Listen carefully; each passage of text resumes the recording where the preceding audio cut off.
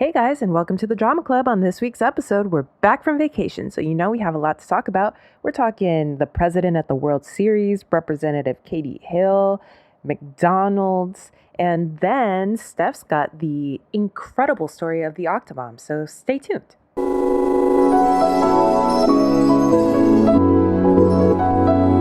What up, fam? It's good, y'all. Feels good, right? Yeah, I know it, dude. And without further ado, we broadcasting live from CA to NY. All right. I'm tired as fuck. Hello, everyone. Tell us about the trip. Oh, it was awesome. I'm super tired. I ate too much. I drank too much. Yep. Okay. Of course, the flight home was fucking terrifying. Why? It was raining in Mexico City. And fucking lightning hit the plane, man. Oh, hell yeah. I would have been pumped. I would have been started to take shots. You're so stupid. The whole plane shook. The lights turned off. Everybody started screaming. It was fucking awful. Oh my God. It was so scary. I love a spooky situation. That's not a spooky thing. It's spooky. It's like being it's not spooky. It's like being on a roller coaster. No, it's not like being on a roller coaster. So I'm done flying for a while. For a minute? Okay. Yeah. Road trips only? It's funny because I don't like flying, and I've probably been on 12 flights this year, and I was like, why? But I mean, I like going places, so you just deal with it, right? I just deal with it. You could get on a boat. No, I would never do that. There's a new 90 Day Fiancé just started yesterday, and one of the guys on it was like, yeah, I when I went to meet my fiance for the first time, he lives in Florida, he was like, I took a cruise to the DR and spent just 8 hours with her, and I was like, damn, they've only known each other for 8 hours and they got engaged. But I was like, I was like, you really took a whole ass boat to see her? Like, I wonder, that's ridiculous. I wonder why. That was weird. Yeah. Well, I think most people who do that, it's because they don't like flying. Like, I know Travis Barker doesn't fly for obvious reasons. Yeah. And when Blink-182 did a European tour, he took a 2-week cruise from Florida to wherever the fuck it landed over there. That's how long it takes to get there or something, I guess. Maybe. Does it? That sounds like some Titanic ass shit, though. That sounds like that sounds like a long ass. Stale bread on the last day. He got scurvy and shit. They had to kill one of the mop boys and eat his ass. Hey. Oh man. Yeah, I like Mexico City a lot. I think people our age hype it up a bit too much. Too much, you think? It's like LA. It's like San Francisco. It reminded me of a mix between LA, San Francisco, and Barcelona, but Mexican. That sounds amazing. That's why I like it. I also see a lot of New York in it too, though. Yeah, sure. It's super cheap. That's why I think people love it too, because it's so fucking cheap. Yeah, I like it because everyone somehow seems our age, which is weird, especially in the neighborhoods that. I like it's you look around and somehow everybody's your age, which is weird. I guess so. Yeah, I didn't really think about that, but yeah. Well, I watched the fight out there. That was cool. That's cool. Yeah, did you see that shit? No, I did not. I have been sick. I'm sick now. I got obviously sick on our trip to Las Vegas. Oh man, that sucks. Yeah, and it sucked because I wanted to do a haunted house on Saturday, but I could not because I was sick. But I've been drinking a lot of ginger teas. I've been eating a lot of soups. I'm skinny as fuck. So you're ready. I'm ready, baby. Ready for Europe. Okay, so the World Series happened. Oh yeah. The World Series happened. Go Dodgers. And it was the Washington Nationals versus the Houston Astros. And right. A certain, I hesitate to call him a VIP, although it's probably apt a certain VIP decided to attend one of the World Series games, and that VIP is the President of the United States, Donald Yeah. Trumpito. Ooh. And so he showed his face in public. With what's her face? With Melania, yeah. Melania, there you go. Yeah. He showed his face in public, which I hadn't realized, but when you really stop to think about it, is very rare because he only really goes to his own resorts. He goes to his own rallies. And this was like the first time that he was in a public place that wasn't catering to him. And he got booed and destroyed by a crowd of baseball-loving Americans. That was awesome. What an American, like the most American sport. Too. Right. The American pastime. I bet you somebody was in the crowd eating a hot dog and an apple pie saying, For boo, sure. motherfucker, boo. Yeah. Lock him up was the chant awesome. amongst the people. And I gotta say, shout out to Washington, D.C. Yeah, that was so awesome. And then I wonder if he went to the UFC fight as like okay, maybe this is more my like people. Like I was like, why would he be at a UFC fight? But yes, I think that it is more his people, and also he does have a history with UFC. Okay. I read that I don't know like who is like the CEO or like one of the top UFC executives was saying that like years ago he was kind of backing them when nobody else thought that UFC would be a thing. That's what he said. I mean, I don't know if that's true. I don't know if that's rewriting history, but it does seem like he has kind of supported UFC in the past. Oh, okay.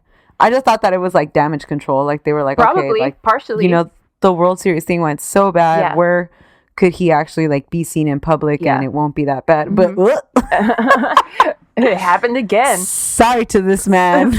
Sorry, Mr. President.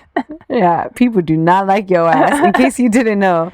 And I saw some tweet going viral that was like, make him go to a sport where there's an electoral college as a fan base. Yes. And it just seemed like that was a bad look because the fight was in New York. With the UFC fight? Yeah. So it seems like, my dude, you're going to get booed in New York. Like, yeah, of course you are. They do not fuck with you. Yeah. Go to a NASCAR event. There you go. A rodeo. Mud wrestling or something. This is racist. A dog this is fight. hella racist, mate. A dog fight. Show up with Michael Vick to a dog fight. So it's just like, I mean, I think that it's clear that things are going from bad to worse for him. The public is turning on him. His own public is turning on him. Yeah. He's still obviously going to have those people that stand by him no matter what. As evidence today when the Nationals showed up at the White House. They did? Yeah. Did you hear about this shit? No. Okay. So today at the White House, the Nationals showed up because, like that's usually what a winning team does. Although, a credit to them, a lot of them did not show up. Oh, good. And like some people did. And their catcher, Kurt Suzuki, actually went above and beyond with his bullshit and put on a MAGA hat. No. Put on a MAGA hat as he walked to the podium to say a few words. And then the president got behind him and hugged him and was like, that's my guy right there. Did not know he was going to do that, but that's my guy. Kurt is rightfully being dragged all over the internet because, as you can imagine, with the last name Suzuki, he is of Japanese descent. Yes. And yeah. Damn. So that I cannot stand for because I just, are you really going to throw your own people and our other, minority brothers and sisters under the bus just to like getting good with this fool? Yep. Remember what we talked about? Class. Class solidarity. Yeah, class solidarity. Yeah. Yeah, these fools. Fuck. Man, that sucks. I like that meme that's like somebody painting their face and at the end they're a clown. Mm-hmm. That's that fool. Yeah, I love that meme too. You're a fucking clown, bro. Oh, speaking of clowns, there's trouble afoot at the Ronald McDonald house. What? Just don't say it anymore. Just and that's the tea. There's trouble afoot at the Ronald McDonald house. I'll kill you, man. I can't do this right now. I'm so tired. Oh my god. Okay, wait. Before I finish the thought on the trouble afoot, could I tell you that you know what a pickup artist is? Yeah. All right. You know how they. Remember that show on VH1? That guy, that famous one? Yes. Yeah. I have never, at least not noticed one in the wild. Mm-hmm. But on Saturday, when I went to get a new phone, a pickup artist motherfucker tried to neg me. What? Yes. If you don't know what negging is when you say something really shitty to a girl, and if you remember that show, The Pickup Artist, yeah, it's supposed to like get a girl, like, because you know girls get a lot of compliments, right? It's supposed to kind of like get their attention and like then they're gonna seek you out for approval. Right. It's the dumbest shit I've ever heard. It's so fucking dumb. What's the name of the main guy? I don't know. All right. We got to find out what happened to that fool. Yeah, because he was so weird, remember? He would wear like furry top hats and shit. Yeah, and he like, dressed so fucking weird, and he allegedly picked up so much fucking girls. Anyway, a guy tried to do that to me. When I tell you that I don't remember exactly what I said to him because I blacked out in a brief rage. But what did he say to you? He came up to me and he was like, "Oh my God, I just need to tell you something." And he was like, "I hate your hair." Oh. And then he was like, and then whatever it is, I said something to him about choking and dying. Which, okay. And then he said, whoa. I was just trying to talk to you. I just wanted to find a way to talk to you. And I was like, no, go away, motherfucker. Yeah, that's awful. Yeah, it was really the weirdest thing that had ever happened to me. And I don't understand how that has ever worked.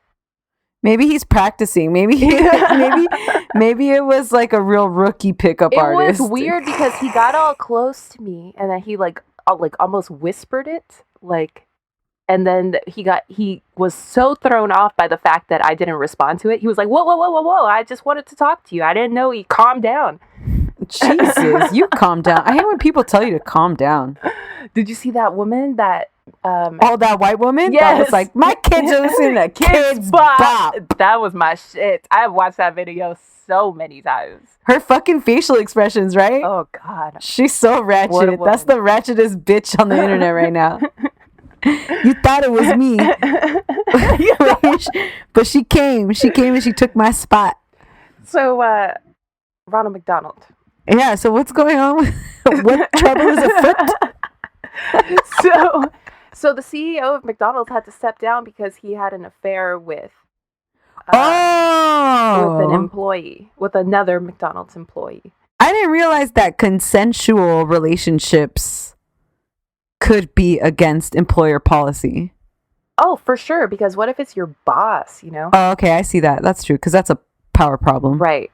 Yeah. So he engaged in a consensual relationship against his own damn employee policy. Yeah. Therefore, he had to step down. Uh-huh. How you gonna fuck that up, me griddle? That's so silly. You're so stupid. Out of all the nuggets in the world. All the chicken nuggets. Also, Representative Katie Hill had to resign. She's she's a congresswoman from, I think it's like Simi Valley area. And she had an affair, right? Yes, which, I mean, it's shitty that she has to resign for this because she was actually, the whole thing came to light because her ex-husband, who I guess was an abuser on some revenge porn shit. Oh, fuck. Leaked her nudes with her new guy. I don't know how he ended up with them, but it's a really shitty situation. But what I did think was funny was the fact that she had to so the right-wing websites started talking about how like she's having an affair with this staffer, right? Right. And so she had to deny that she was having an affair with that staffer. Right. But also she's like, no, actually I'm not having an affair with that staffer. I'm having an affair with this other staffer. Hey.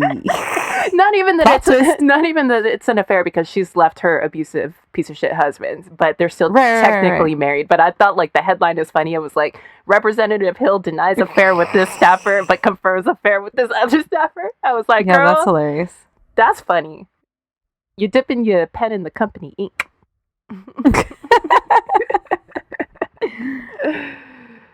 All right, and in other news this week, we've had some deaths. Oh man, the worst. Yeah. Always, in general, always the worst, but particularly this month, I guess, because now we're like 2 weeks out, right? No, because yours is first, so it's just last week. Okay, so last week John Witherspoon passed away, better known as like Pops on the Wayans Brothers and Ice Cube's dad on Friday, and he's in the Boondocks. What's his character? Isn't it just Grandpa? Yeah, on the Granddad on the Boondocks. So R.I.P. He was awesome and so fucking funny. A legend, right? Yeah, super legend. I keep seeing those compilations that are like a bunch of his most famous lines and stuff. And the ones from Friday are just so funny because even when they cut to Ice Cube, his face, he's always like, yeah. And I'm just like cracking up. Like they're so good. Yeah, R.I.P. to him. We've lost a lot of that sort of class of black comic, like Charlie Murphy. You know? Yeah. And, yeah, it's just sad. Yeah, super sad. And I mean, another tragic story. Yeah. Walter Mercado, R.I.P. has passed away. Whew. At 87 years old, the man lived a full life. Yeah, at least, right? Yeah. Like that's it's never makes anything feel better, but for our non-Latin American listeners, Walter Mercado is a very famous TV personality for Latinx kids and adults. But it's mostly, I see that it's mostly our generation that's like grieving this. Yeah, because I think we grew up seeing him, and he's so memorable because he's a fashion icon. Right. And such a big part so unique of our childhoods, like when he would come on the TV and shit. Yeah, because when you're little, you've never seen stuff like that. Right. So you're like, it definitely leaves an imprint on you. Yeah. He's like, he would appear on TV as a sort of like the equivalent of a meteorologist, but for astrology. Horoscopes, yeah. That's so weird, dude. And he had very Liberace vibes. Oh, yeah, hella Liberace vibes. Yeah, but with more flavor. Yeah. Oh, man. And just an icon that will surely be missed. Yeah, R.I.P. R.I.P. to that man. Yeah. For sure. Oh, man. Forever in our hearts. Yeah, con mucho amor. Aw. That was shocking. I was like real shook when I saw that. I was like, what the heck? No way. And it was very stressful because I think that every once in a while I think that I haven't seen him for a long time. Right. You know, like, so it every once in a while I check up on him and I feel like, oh, I haven't checked up on him in a minute. Like when you told me he died, I was like, oh my God, I haven't checked up on him in a minute. Is it my fault? Remember a few months ago I sent you a link because he was having an auction for a bunch of his stuff from his Miami penthouse? Yeah. Yeah, it sucks. I saw some pictures of him that I'd never seen before, like when he was hella young. Yeah, that was crazy. Oh, and stuff going viral. One of our followers actually shared a picture of her meeting him.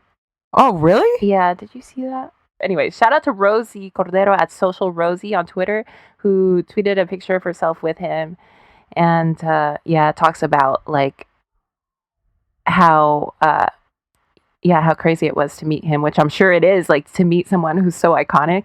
Yeah, I mean, I'm sure it's like, I wouldn't even know what to say. I'd be like, oh. I know, for sure. Yeah, so R.I.P. Just onward and upward, guys. Like, hug your loved ones. Make sure they know that you love them. For real.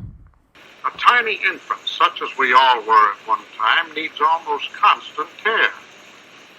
You've seen mothers looking after their babies. Believe me, it's a lot of work. Okay. Hello, everyone. My name is Stephanie. And hi, my name is May, and this is The Drama Club.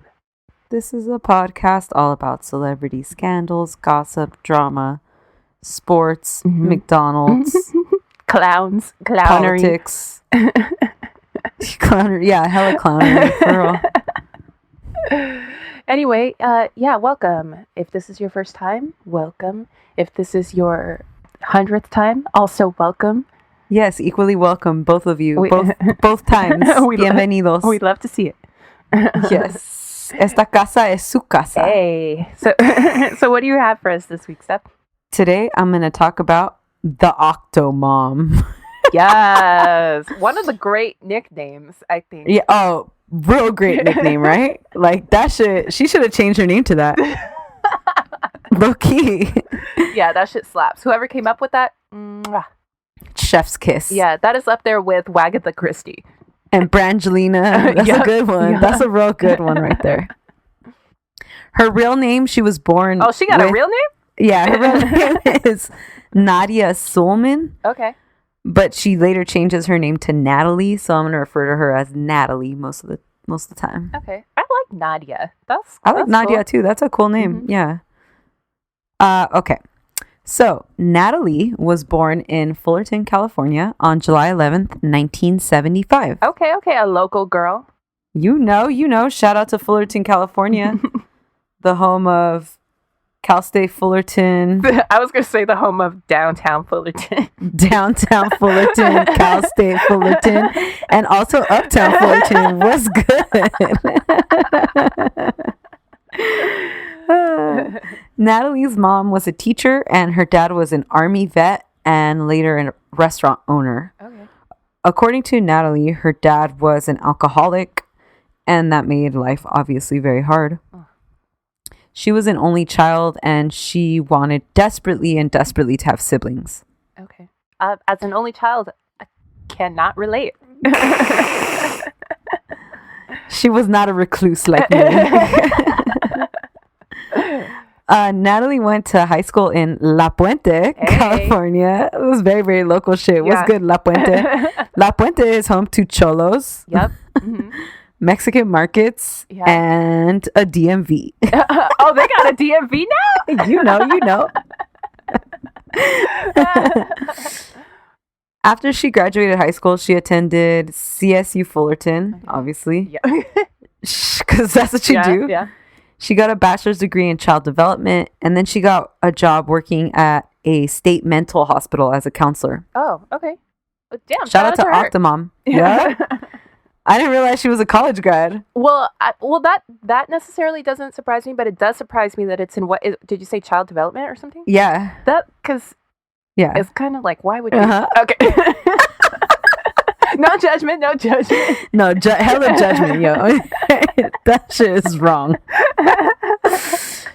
To all our listeners out there sitting on their ass, if Octomom can do it, you can all do it. Hey. Log on to www.universityoffphoenix.com. Just saw a commercial that they're lowering tuition rates. There you go. Imagine that's on a commercial. We're lowering tuition rates. So in 1996, at 21 years old, Natalie married her college sweetheart, Marco Gutierrez. Okay. All right.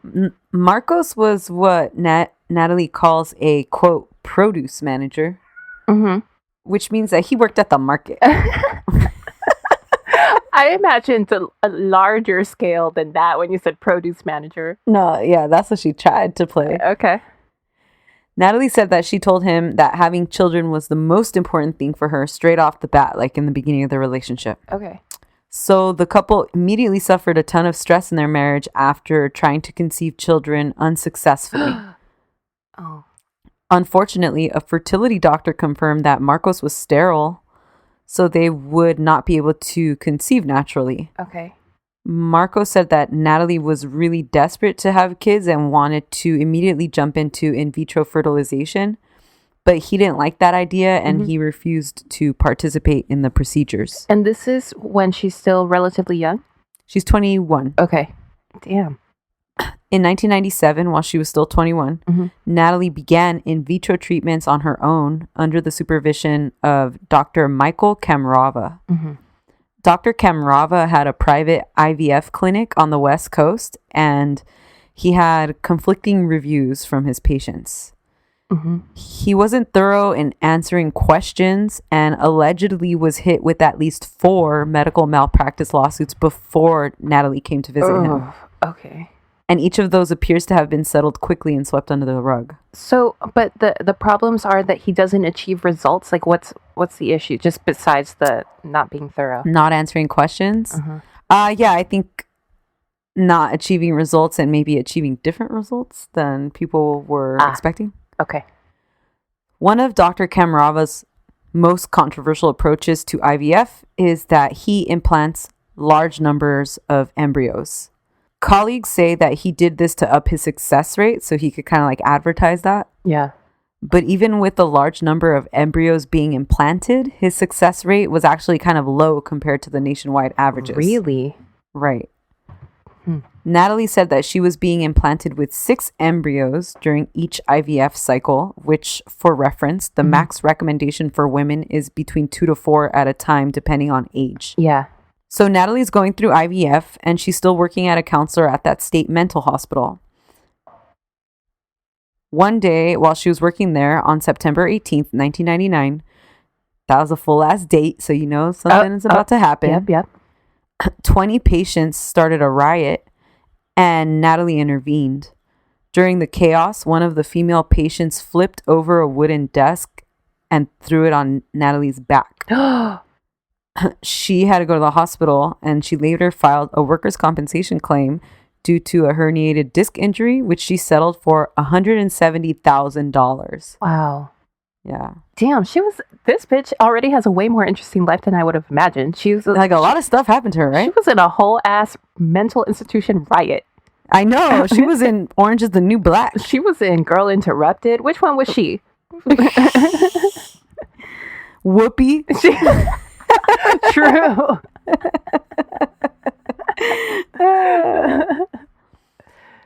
Marco then separated from Natalie in the year 2000, but he actually didn't formally file for divorce until 2006. Okay. Natalie ended up pregnant that same year, 2000, and she gave birth to her first child, a boy, in 2001. Oh my God, she must have been so happy. Yeah, because people who try that hard, they really do have like crazy joy. Yeah. And also, I would imagine that is she maybe not working because of the... No, she's not working. So it's like she gets to enjoy be it with her. Yeah. Yeah. Yeah. The very next year, she had a daughter, and she continued with IVF treatments in the next few years, which resulted in one more daughter and later a set of twin boys. Whoa. So all in all, Kawhi Leonard. Hey.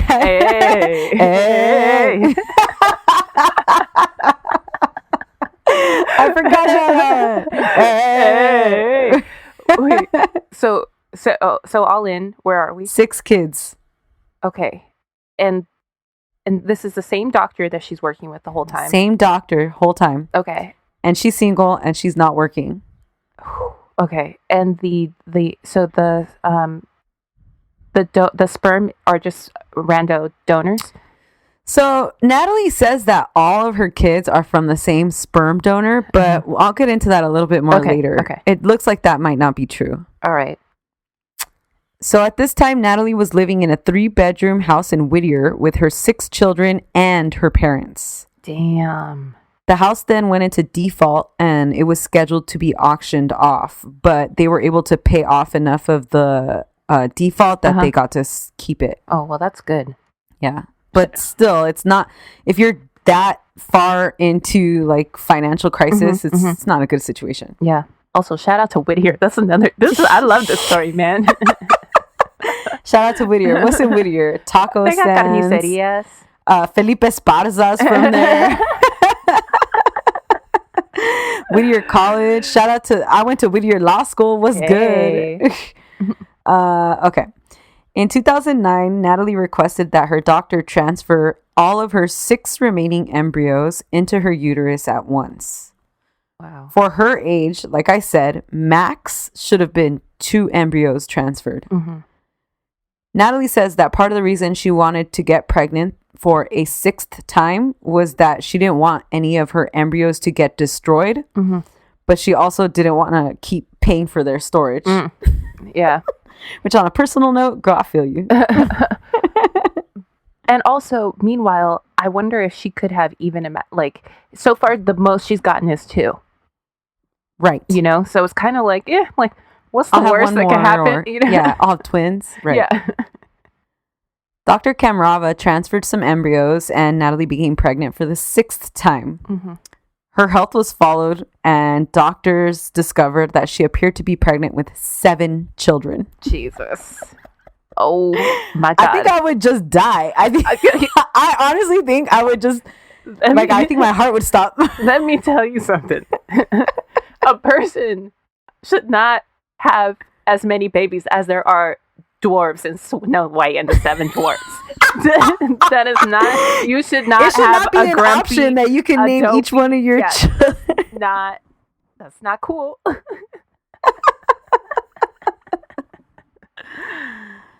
The childbirth was a scheduled C-section, which involved 46 different medical personnel, and it had been practiced twice beforehand at Kaiser in Bellflower, California. Hey.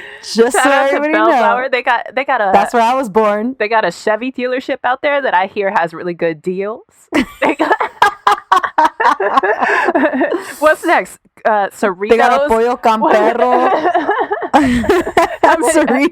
Cerritos Auto Center. What's next? Like, I feel like we're just gonna be dropping names or the fucking Monrovia. Yep, What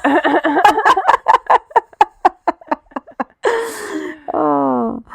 By the time Natalie entered her 3rd trimester, her stomach was so swollen that it broke her ribs. Jesus. Come on, dude. Damn. Like, have you ever seen those pictures of of Kate, like John and Kate +8?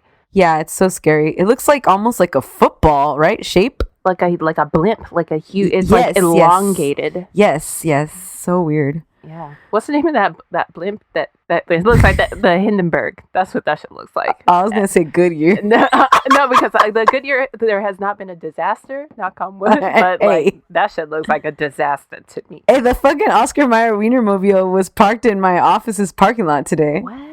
Yeah, and I was like super tired today, and I was like, when I saw that shit, I was like, I'm going home. Fuck this. It's a joke. I fucking love every time I see it. I get I light up. I get so happy. It's like seeing I don't know, something like an Easter egg or something. Yeah, right? it's like seeing Angelique. Yeah. It's like spotting a celebrity. Yeah. All right.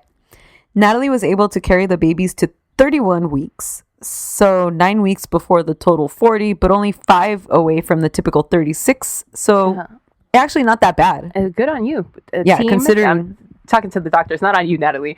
Yeah. The babies ended up being born over the course of 5 minutes, and the doctors and staff were surprised when the 8th baby came out. Yo, a surprise baby. Imagine that shit. That shit is not cool. Hell no. All 8 babies were born in stable condition, although 2 required immediate intubation and a ventilator, and 1 other baby required some oxygen, but only to stabilize, and then that baby was fine. All in all, my God. Like, amazing, right? That is so, that could have gone completely the other direction. It's totally like a medical miracle, I think. It totally is. The babies' names are Noah, Malaya, Isaiah, Nariah, Jonah, Makai, Josiah, and Jeremiah. Oh, all Bible names. Biblical names, yeah. And they all have the same middle name, Angel. Okay. Their surname is Solomon, after the alleged biological father. Rick Solomon? No. But I thought that was interesting because if it's a donor, do you still use the donor father name? No. I didn't think that you did, right? Nor would you be given the donor father name. Right? So that whole thing seems iffy. Right. Unless it's like a friend, like one friend who's donating, you know? Right. The smallest baby of the group, Jonah, weighed 1 pound 8 ounces. Oh my God. That's fucking crazy, right? I literally have... Is that like an apple or something? Or a mango? I was going to say, I just bought a thing of pasta that weighs more than that. I know, dude. That's crazy, right? Yeah. Jesus. The biggest baby, Isaiah, weighed 3 pounds 4 ounces. Damn, Isaiah, you were eating all the nutrients in the womb. God damn, Isaiah. Just to put some perspective as to how gigantic the story of the baby's birth became, there are only 2 octuplet births reported in all of U.S. history. One of them is Natalie's. You basically couldn't get away from Octomom on the internet, on the fucking news. What year was this? 2000. My bad. 9. 2009. Yeah. I remember it was everywhere. Her face was all up on the tabloids, like in the supermarket. Yep. She was always on like fucking Extra and like, KTLA. And on the internet. She was everywhere. Wow. Natalie's birth to octuplets marked the first time that so many babies were born at once and survived. Oh, God, that's crazy. And then remind me how many she had before? 6. Oh my God. I know. It was being described as a medical marvel. Mm-hmm. Her story captivated both the general public and the medical community. So doctors and research facilities all over were trying to get in contact with her at first because most people didn't realize that she had undergone IVF. So it was like especially impressive. Yeah. And just the mere fact that a human with the cervix's body was capable of handling this shit, right? I know. Honestly, I'm like, I always talk about this, how like, I think that people approach pregnancy just because it happens every day with kind of a lighter attitude than it deserves. Yeah, right. Women die every single day, especially women of color. But I mean, like, it's just, that shit is not a joke, whether you're having 1 child or 8. Like, right. And it's just like, but 8 is especially impressive. Ooh. 2 days after birth, 5 babies received their first tube feeding. Oh. One of the babies was unable to absorb breast milk, and so he was returned to intravenous feeding. Okay. 6 days later, all 8 of the babies were breathing without assistance, and they were being fed breast milk with intravenous supplements. Okay. 1 week after the octuplets were born, they had become the longest living octuplets in U.S. history. In 1998, there was a set of octuplets in Houston called the Chukwu octuplets. Doesn't have the same ring to it as Octomom. Right. Octomom just slips off the tongue. But one of those babies passed away just 7 days after birth. Aww. The Chukwu octuplets were the 5th set of live-born octuplets in all of recorded history back in 1998. Wow. So Nadia's couldn't have been that much, like, if they were 5th, she was probably still in, like, the top 15, probably, right? Oh, yeah. In all, like, world history. Right, for sure. The Chukwu parents were approached and questioned about Natalie's capabilities as a parent, like after it came out that she had a set of octuplets. And the mom responded to the Today Show and said, quote, "If you can take care of 1, you could take care of 8. Honestly, I do not know about that. Yeah, that's bullshit. Go to the supermarket, try to buy 1 watermelon, then try to buy 8 watermelons, and then try let me know how you can handle that. And try to get those into your apartment or your house. Yeah, try to keep them ripe. Eat them at the right time. You know what I'm saying? That shit is difficult. That shit is hard. Yeah. Natalie was given a Guinness World Record. Ooh, shout out to you. No, I love that shit. I put that fucking fact in for you because I was like, this is stupid. And I was like, oh, man loves the Guinness World Records. You're dumb. For most children delivered at birth to survive. 10 days after the birth, Natalie was released from the hospital, and she was able to hold each of the babies. Oh. The hospital was being paid by medical care for all of the preemie babies by Medi-Cal. Wait a minute. We paid for her babies? Yes. Hold the fucking phone. You telling me that my check went to your pay. One check? My one check paid for all of those babies. But Josiah, which was the eating-ass one? Isaiah? Isaiah, yeah. Your check was going towards a fat one. All right, I'll allow it. He's eating good. Natalie's mom said that Natalie had used a single sperm donor by the name of David Solomon for all of her pregnancies. Mm-hmm. Natalie said that she and David had dated, but it didn't work out, and she didn't want to pursue a relationship with him as much as she just wanted to have his babies. Was he fine? Do we know what he looks like? No, because I'm not entirely sure he exists. Oh. Natalie's dad came out and disputed this claim, saying that it looked like she made this full David Solomon up. But as he was listed on all of her kids' birth certificates, mm-hmm. but usually with different birthdays. Yeah. So it's kind of sketch, but also maybe she didn't know his birthday. She didn't know his birthday, but she got him to donate some sperms for her. You know?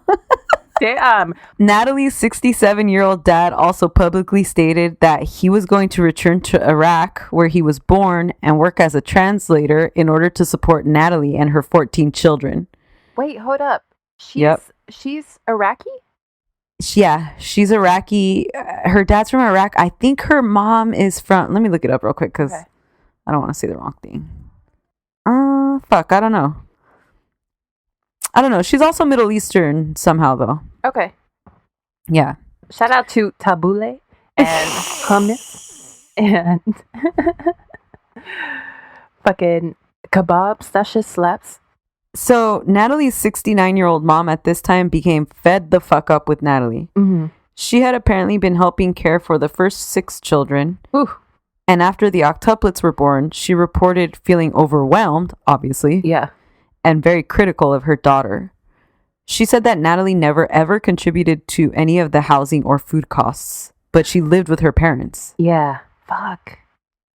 Natalie's story by now was featured all over international news, and she was immediately dubbed the Octomom.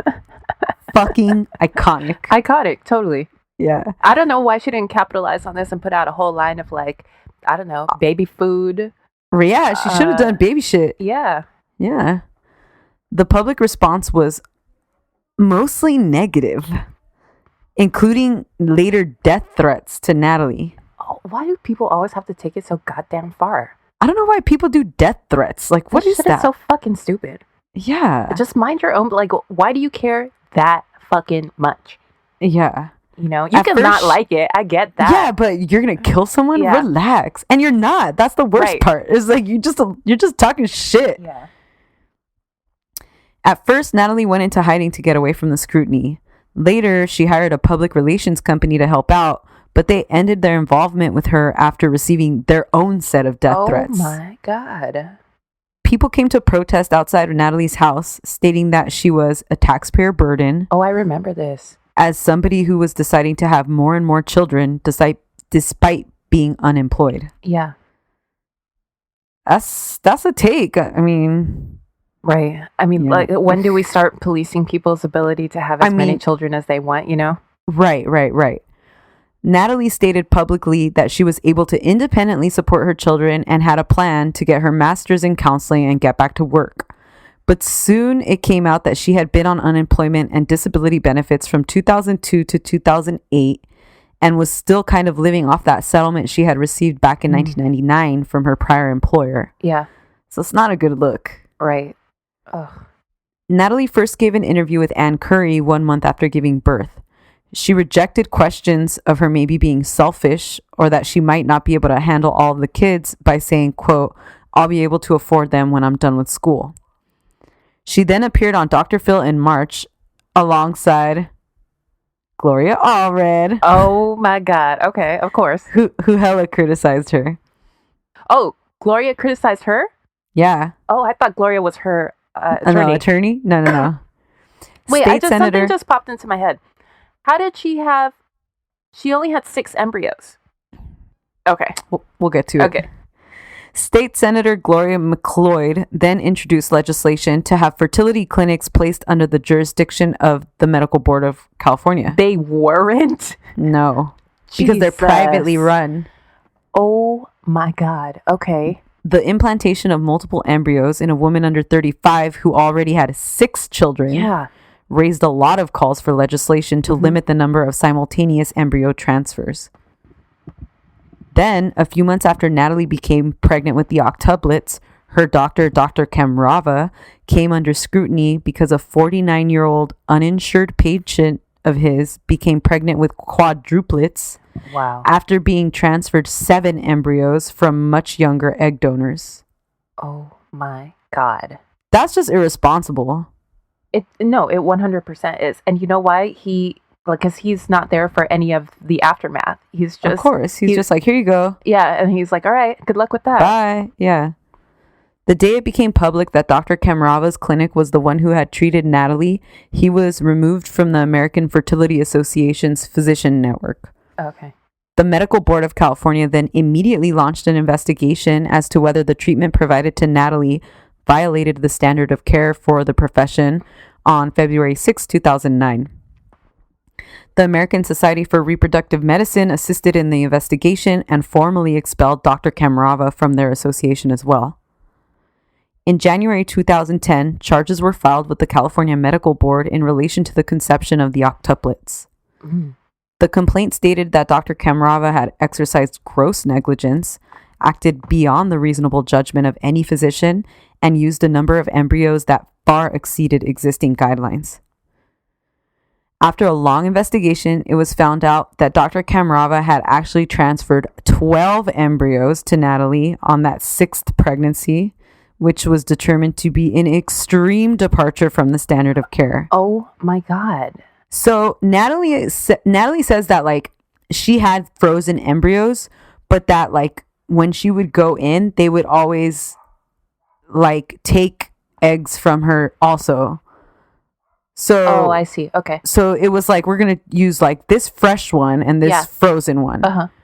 So she said that at most she thought like what you said, like the most I'll have is twins. Right. During this sex pregnancy. Or even if you can imagine like, holy shit, what if I have triplets? Right. You know? But then you're like, there's no way. Yeah. Right. Yeah.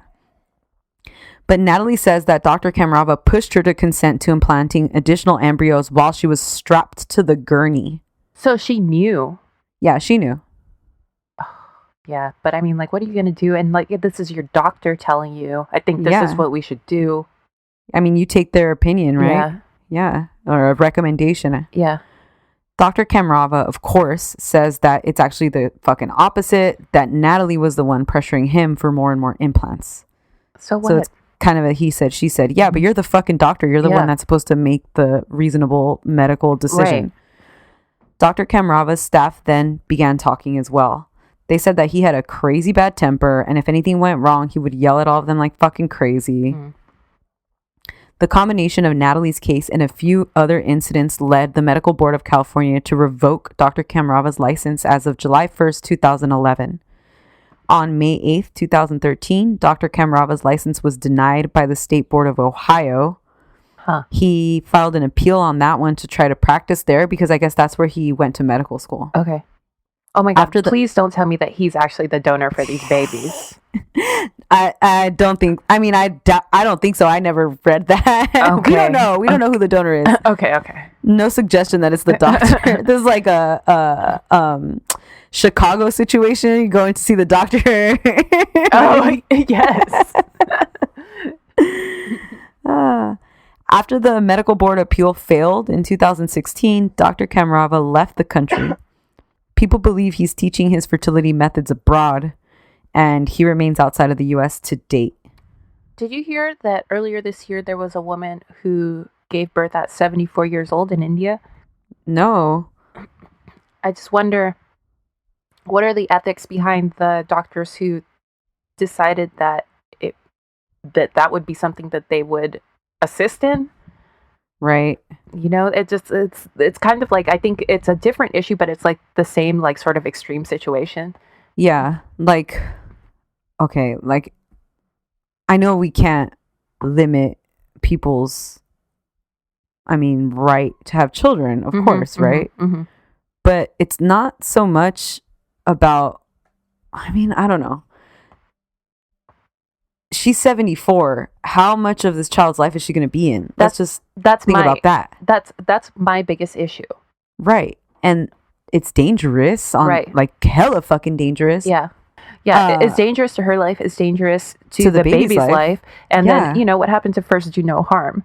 Exactly. That's one thing. All right. Let's say you could reasonably secure or assure the health of both of your patients, the mother and the kid. Let's say you could, like you said, she's 74 years old. Yeah. How much of this baby's, like, what are we setting this child up for? Like, you have to have an interest in the child's life. You can't just have an interest in, like, making sure it gets done or whatever. Yeah, the birth. You're a deadbeat dad then, right? Come on, doc. Right. So it's just like, I think I mean, there's a lot of, this case is so interesting to me because there's just a lot of ethical issues involved on everybody's part, on her part, on the doctor's part. For sure. Okay. So let's back up and get back into Octomom. Mm-hmm. In March 2009, she bought a house in La Habra. I knew it. Okay. Shout out to La Habra. Shout out to like Oxnard. What's next, baby? We'll see. Lancaster. And the public began to speculate when the 8 babies were going to be released from the hospital. Mm-hmm. After all of the public scrutiny, Natalie began to fear that she was going to lose custody of the children. On April 1st, 2009, she was set to bring home the 7th baby when some vandals threw a baby seat at her Toyota minivan, smashing the back window. Whoa. That's fucking rude. What the hell? So these people who are protesting, probably because they think that she is an unfit mother who's unable to take care of her kids, they're going to make it harder for her to take care of her kids? Yeah, possibly harm the child themselves. On April 14th, 2009, all of the babies went home with Natalie and her mother. On April 16th, 2009, Natalie announced that she obtained a deal for a reality show in the UK. Huh.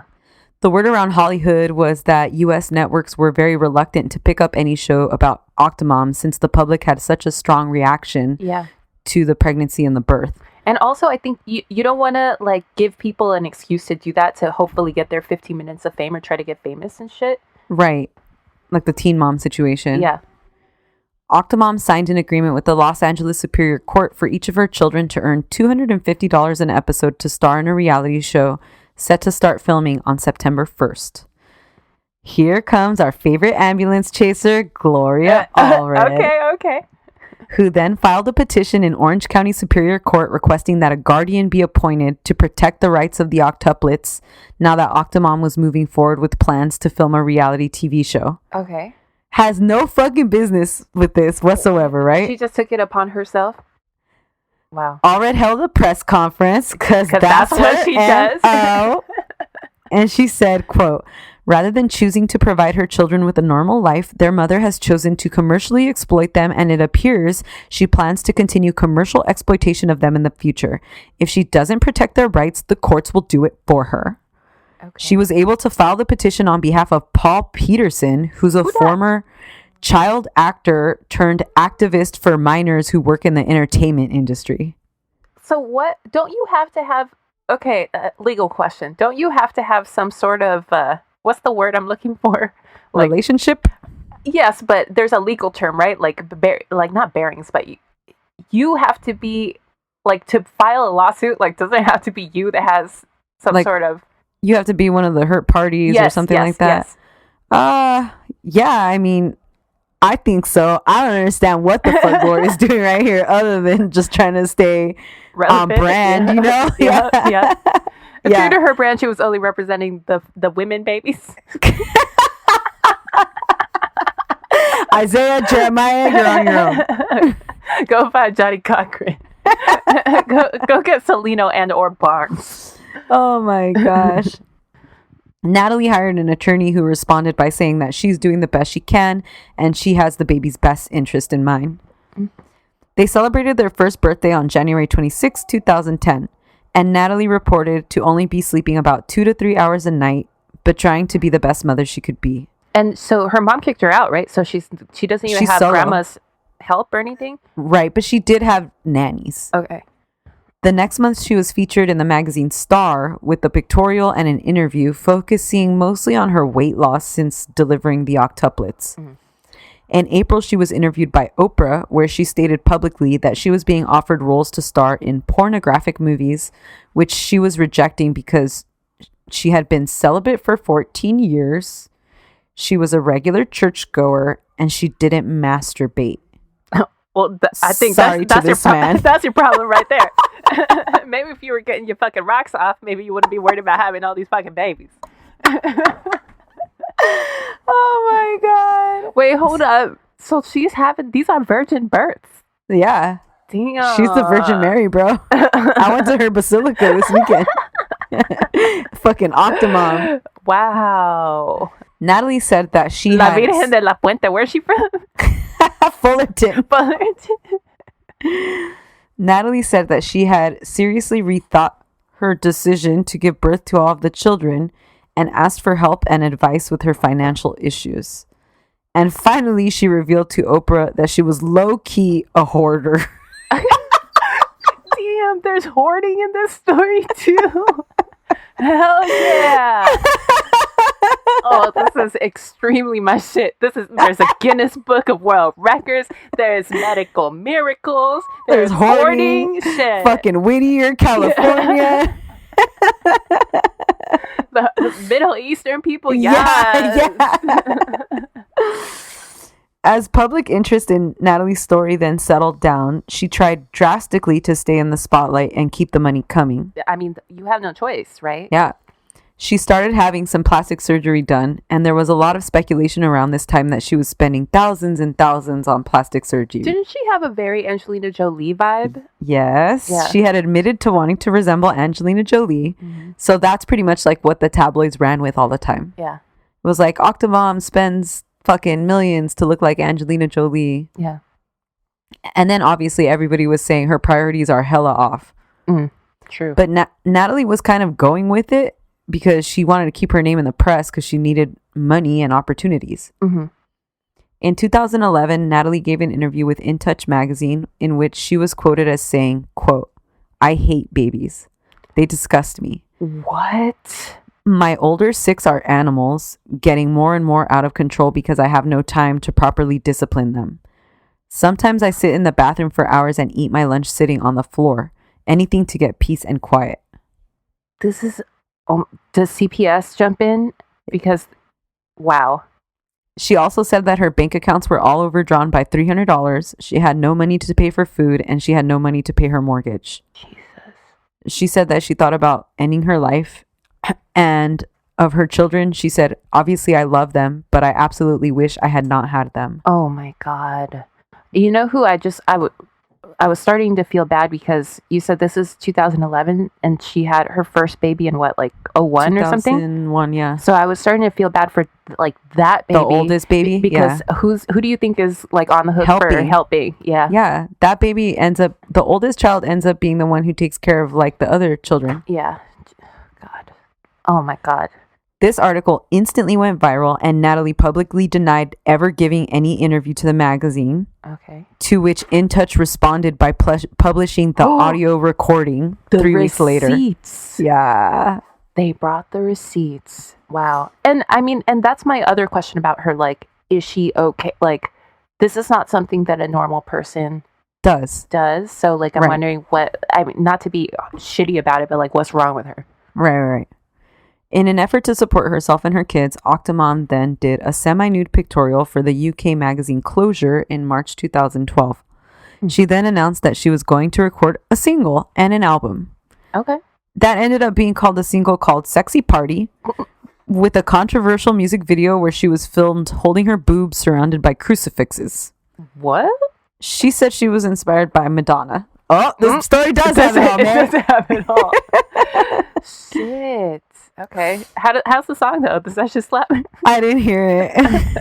If that shit is a bop, ooh. On April 5th, 2012, news became public that Natalie had applied and was back on welfare and food stamp assistance. On April 30th, 2012, Natalie filed for bankruptcy.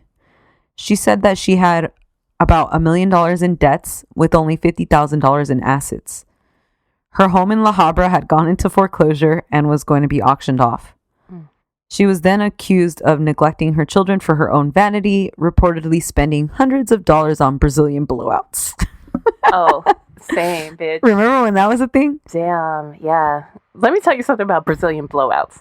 Yeah, tell me. I never had one. Okay, my hair's straight as fuck. I have had several Brazilian blowouts. And that shit, the lengths to which we as women and people, I guess in general, will go to achieve whatever standard of beauty you may have your own idea of, because that shit has formaldehyde in it. What? Yeah. And it's like they tell you that from the jump. This isn't something that's hidden from you or anything. My God. They tell you, are you cool with this having formaldehyde in it? You think about it and you're like, yeah, go ahead. Oh my gosh, May. It keeps your hair straight for what, like months or something? Yeah, months at a time. You really have to, I mean, you mess it up if you get like in salt water and shit. But Okay. let's say you take like ideal care of it, it should last quite a long time. And then I would just redo it when my roots would grow out. That's crazy. Yeah. Yeah, I remember when that was a thing. Social workers were sent to investigate Natalie's home, where it was determined that the children were not in danger. Ultimately, her bankruptcy proceedings were tossed out by the court because she failed to file the paperwork correctly. Oh, God.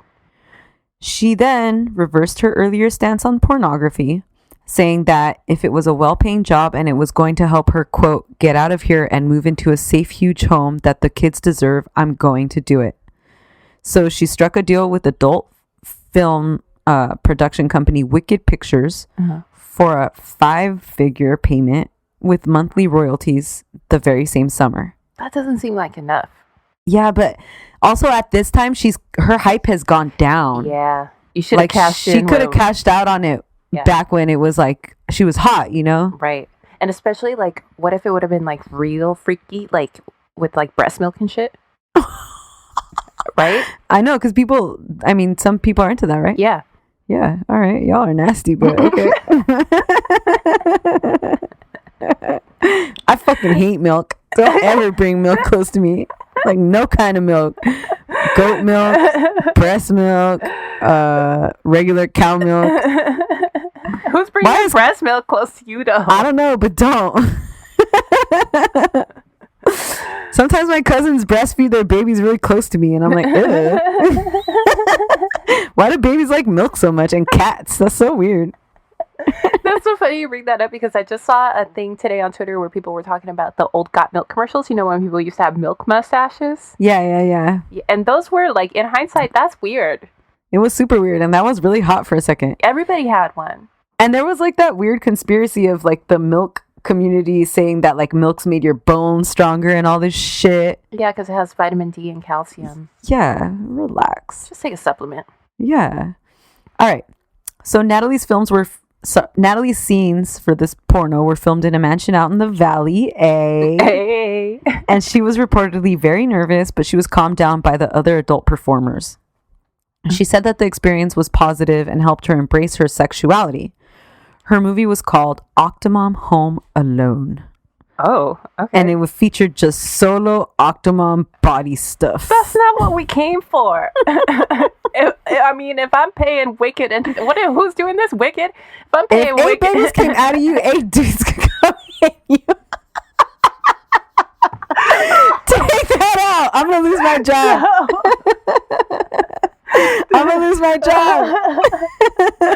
No, you're absolutely right. That is what we give us, that or nothing. That's what I think too. I'm not even slightly interested in this, but I mean, come on.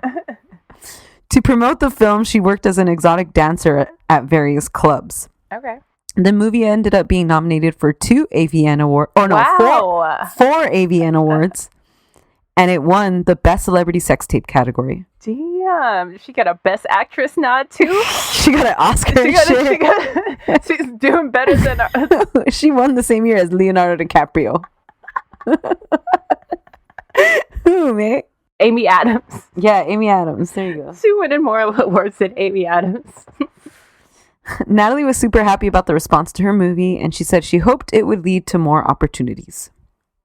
But in November, Natalie's nanny reached out to the Orange County Department of Children and Family Services when they found Natalie's 11-year-old son watching Octomom Home Alone on the internet. No.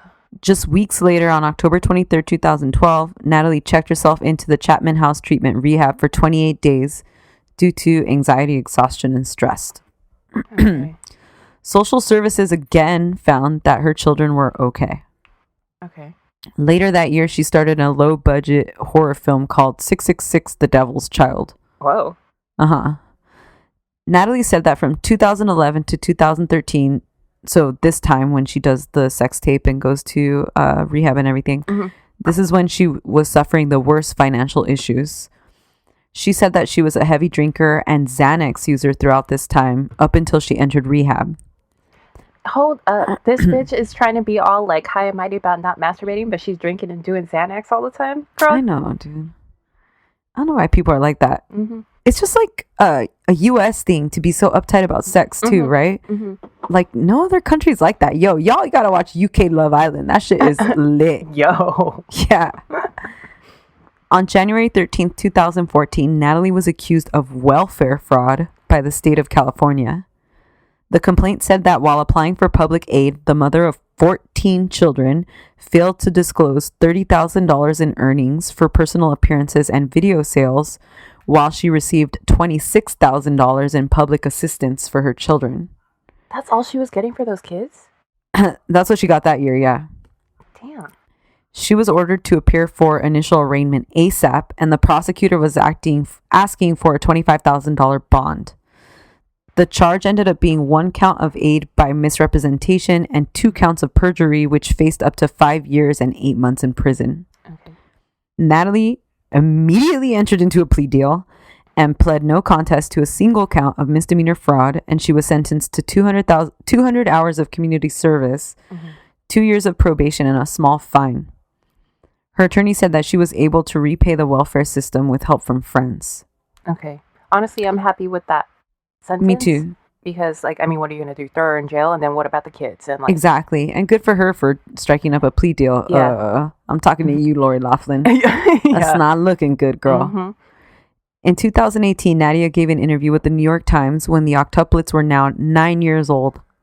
At that time, her oldest son was 17 years old. They were living in a 3-bedroom townhouse in Orange County and helping Natalie get together dinner, which the family eats in shifts because there's too many of them to all sit down at once. I remember this. Yeah. Some of the kids slept on couches since they didn't have enough rooms, obviously. At this time, she said she was working on a book about her life. She said that she never wanted all of the attention that she was given and that the hospital staff broke protocol and told the public about her pregnancy. She had PTSD from the years of reporters and onlookers saying that she had no healthy opportunities and would just go along with everything for a long time in order to make money. The interviewer points out Natalie's kind of inability to stick to one story because at one point she tells them that she's working at a counselor, and at another point she tells them that she's still living off government assistance. So they kind of don't know what's what. Well, you could, I guess, be working and get like a minimal amount of, like, you could be on food stamps, you know? Yeah, I mean, she has 14 kids. So even if she is working, I'm sure it's, I mean, how do you stretch that dollar? Right. Natalie was single, but not looking.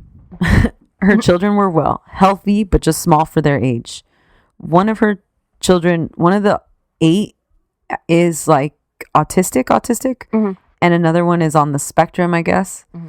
The oldest kids say that the house is overwhelming, but it is nice to always have somebody to play with. They're homeschooled?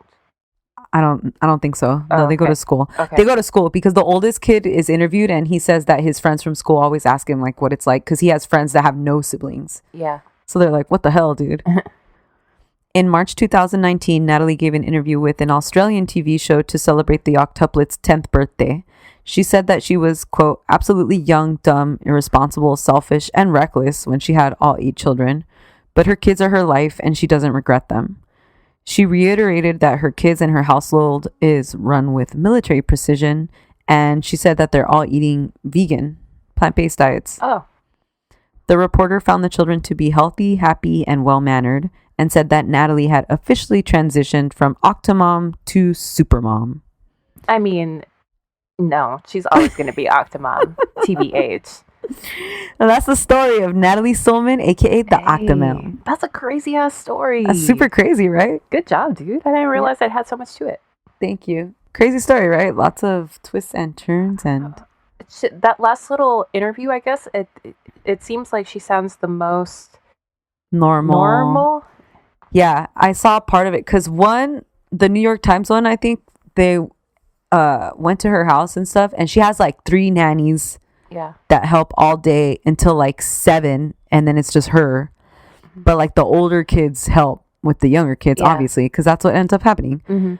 And she is more like, I just think, in a better place. She's sober. She's vegan. She said she was vegan a lot of her life anyways because her parents are Muslim or vegetarian, I think. And so she said like being vegan just helped me feel better. And I wonder how being vegan affects her financially, because it can be kind of expensive to eat vegan. But it could be cheap for too. all I the mean, kids. she says that like I remember her saying her favorite thing to cook for them is like lentil soup. Oh damn, So that that's shit hella slaps. affordable. Yeah. Yeah. You know, I mean, it's just what you make of it. Right. So yeah, I mean, hopefully everything turns out good. Her oldest daughters are beautiful. Oh really? Yeah. Damn! Shout out to David Solomon. Where you Yeah. at? Wherever you are. All right, guys. Well, that was this week's Drama Club. Thank you for listening. Hit us up on Instagram and Twitter at Drama Club Pod, on the website dramaclubpod.com, at the Gmail dramaclubpod@gmail.com. On the hotline, 505-539-0556, and at our P.O. Box number 27433, LACA 90027. And we'll catch you on Monday with a brand new Afternoon Delight episode. Bye. Bye. However, whatever with your helmet.